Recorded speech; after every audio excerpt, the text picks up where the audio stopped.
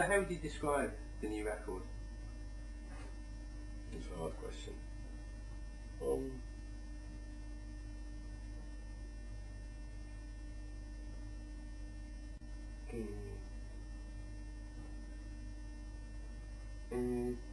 That's so hard. But describe the being like a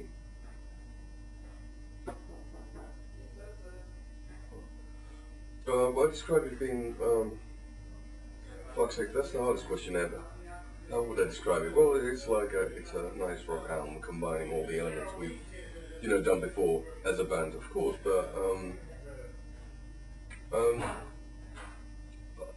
I'd kind of describe it as being the step David Lynch took,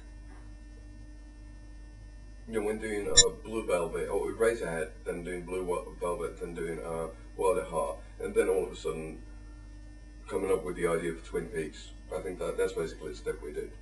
So it's a bit more like his films. You were able to see them in special places, and all of a sudden Twin Peaks was at everybody's home. So hopefully our album's going to be the same. It's going to be the most crooked and twisted entertainment you're ever going to hear. But it's going to be on everybody's tables and everybody's computers and everybody's iPods, hopefully. Cool. How do you think it compares to Love Now? It's very different,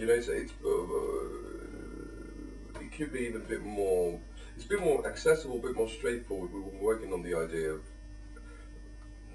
having really fast songs, we've always had really slow ballads, a lot of them. So let's have a lot of fast stuff happening in it, and having a bit of the cult influence in it, like She's a Sanctuary kind of vibe, and big choruses, reminiscent of our days back when we recorded Razorblade Romance.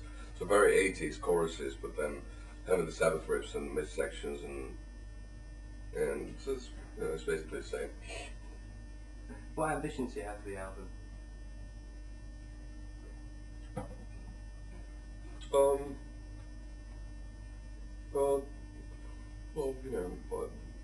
we probably talked about that a while back, but probably the same as ever, just to be able to keep on going.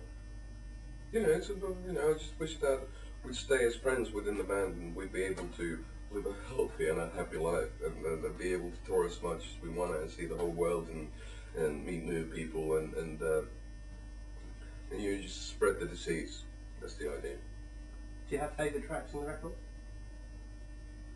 Well, yeah, I love the last track, in The Night Out of Eden. That's the prog rock thing, and which is somehow, excitingly for me personally, marries maybe Jane's Addiction, Pink Floyd, and Entombed, the early days, and I like that.